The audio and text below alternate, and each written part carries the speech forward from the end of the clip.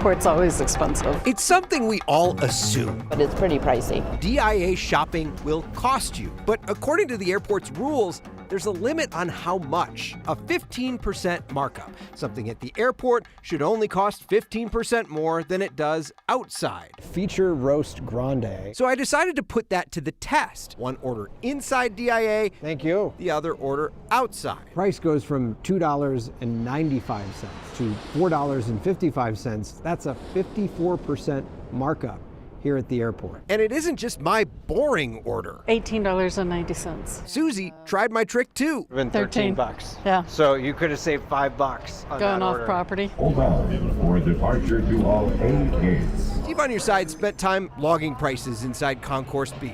So that bag of cashews, $4.74 at Walmart, $9.99 there. That's a 110% difference. We found lots of things that appeared to be higher than that 15% rule. What'd you pay for lunch? Oh, $24. $29.10. Their burger meals marked up 24% from the nearest Mickey D's. Didn't you just say it was supposed to be 15%? Yeah. That's crazy. Phone charging cable, 57% higher.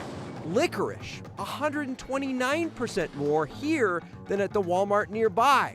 We tracked more than 80 items total, and nearly 3/4 of them blew past that 15%. I'm glad that you did this study because it gave us an opportunity to stop, have a look. Pamela Deschamps is the VP of concessions here. Surprisingly, she told us what we found was good news. 93% of the items surveyed in this project compliant.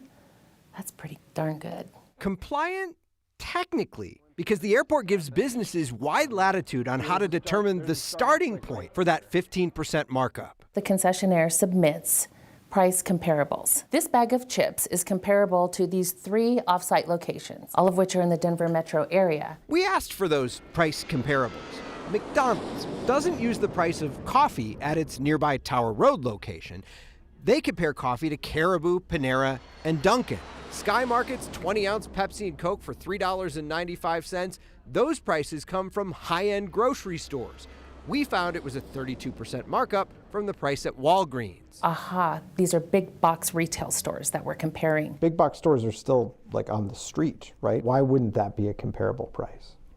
Just the fundamental differences in the business models. She says rent is higher at the airport, so's the labor, and logistics are a pain. Isn't that what's baked into the 15% markup? Some of it is, but remember, not everything is. Remember my coffee that was 54% more? Turns out that's Starbucks recommended retail pricing for all Starbucks retail stores in U.S. airports. They don't bother comparing to their stores outside the airport. What I get from that is they're looking for consistency across the board, across the nation and across the world. I can't help but think that like travelers may be looking for consistency, but if they see a cheaper cup of coffee, that they'll probably be okay with that. I don't know the answer to that. This is how we take care of our passengers, by ensuring that they're paying fair and transparent pricing while supporting our business partners. They need to be able to charge a little bit more just to support their operations. DIA says 7% of the high prices we found need to be investigated further, and they are doing that right now. One surprising thing we found that all the local branded restaurants that we looked at inside the airport, so Snarf's, Brothers Barbecue, Snooze, they were all within that 15%. Some were a lot lower than that.